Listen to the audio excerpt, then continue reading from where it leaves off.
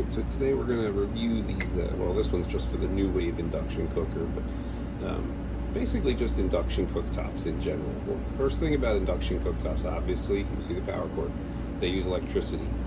This one in particular, I'm going to put this pan down for a minute, can be switched between, you can see this, 600, 900, and 1300 watts. So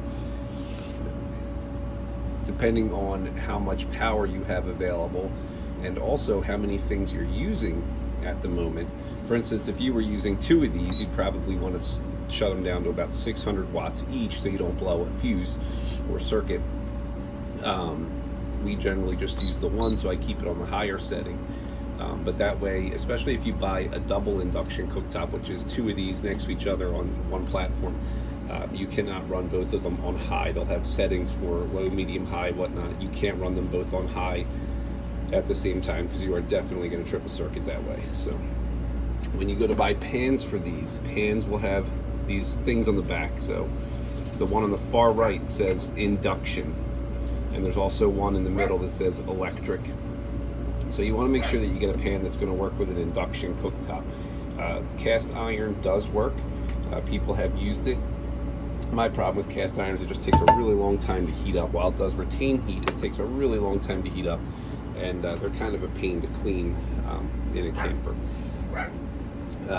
So anyways, essentially you just set it on there, and then for us we just say select, medium, high, medium, whatever, and you hit the start button.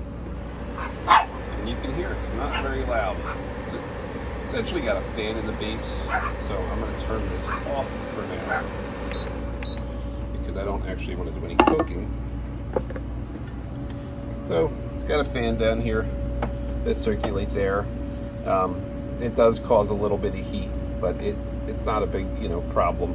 I've never had it where it's caught anything on fire or burned anything, but then again, I'm careful. I don't get like this receipt over here. I don't get that close enough to here to possibly cause any problems. I will say that this center circle here tends to be where it cooks more.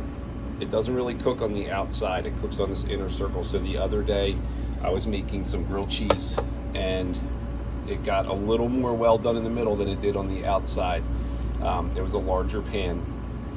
But my wife was a little upset because her grilled cheese got a little burnt on the one side before I kind of noticed that.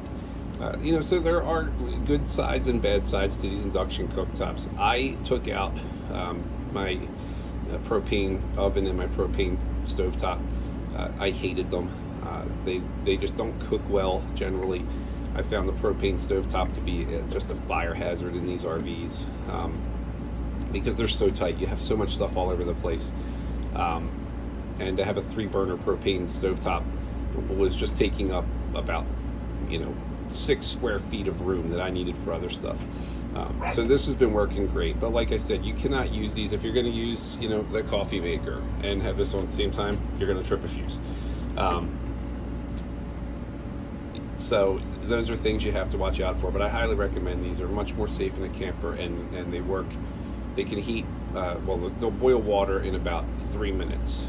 That's pretty good. So, all right, so make sure to join our Facebook group at Wish I Was RVing for more tips, videos, and chat. Thanks. Bye.